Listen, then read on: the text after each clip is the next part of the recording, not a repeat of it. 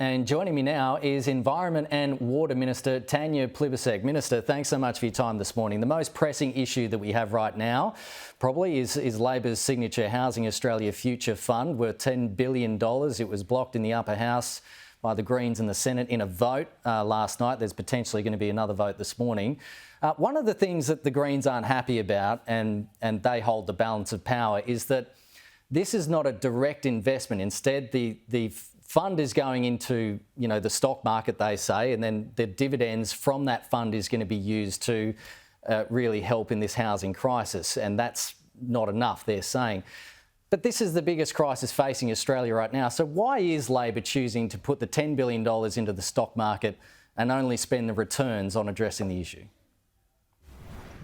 Well, we're investing $10 billion to build 30,000 homes, social and affordable rental homes. And the extraordinary thing about the Greens' position is that it's typical Greens. Like, they say they care about climate change, but they threaten to vote against the safeguard mechanism.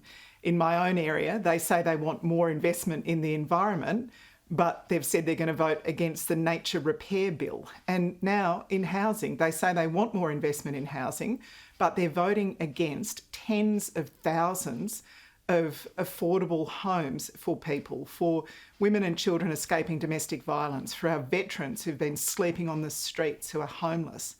I also think it's extraordinary that you've got a Greens housing spokesperson that says he wants more homes but doesn't want them built in his electorate. He's actually opposing the building of new homes in his own backyard. So, once again, we have an example of the Greens making the perfect the enemy of the good and delaying much needed progress. Just on the Housing Affordability Fund, this is a fund that every state and territory is calling for.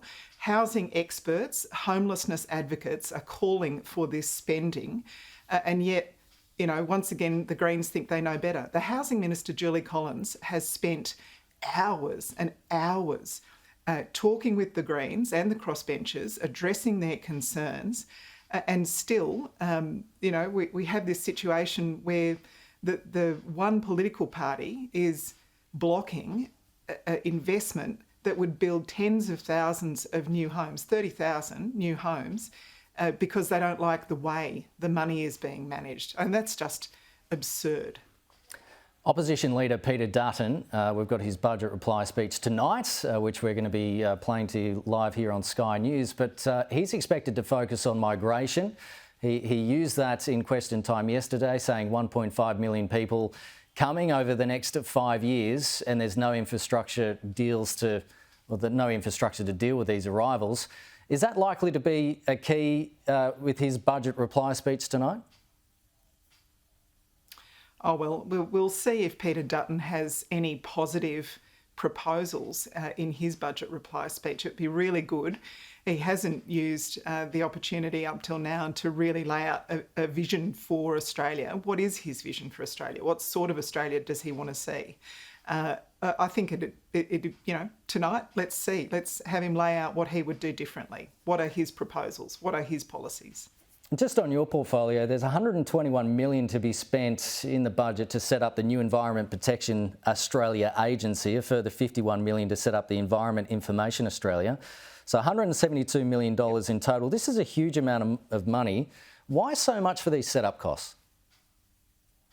Yeah, well, that's to do the actual work. It's not just the setup costs. It's not renting the office working out what the logo looks like. It's doing the actual work. And so what we want to see is environmental assessments for major projects done in an independent way at arm's length. And we want a strong cop on the beat to make sure that people who are undertaking projects are actually doing what they said they'd do. If they say they're going to avoid environmental destruction or repair nature as part of the conditions of the environmental approval, are they actually doing that? If you're talking about things like the use of industrial chemicals, are they being properly used? Are there proper protections in place?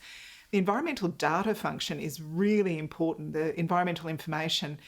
We can massively speed up decisions about environmental approvals if we use the data we've got correctly and gather more data and use it effectively.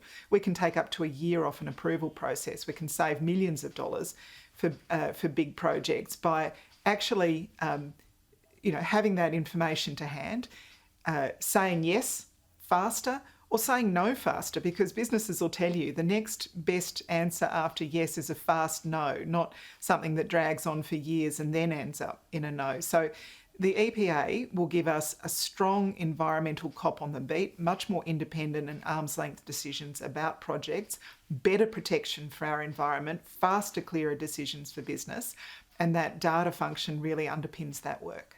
Minister, thanks for your time this morning. Have a great day. Always a pleasure. Thank you.